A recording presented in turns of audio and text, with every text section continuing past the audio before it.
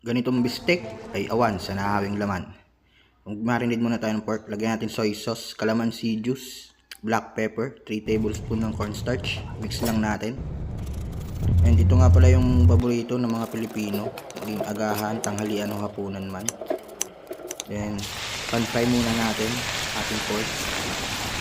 After na, set aside lang natin. Gisa na tayo.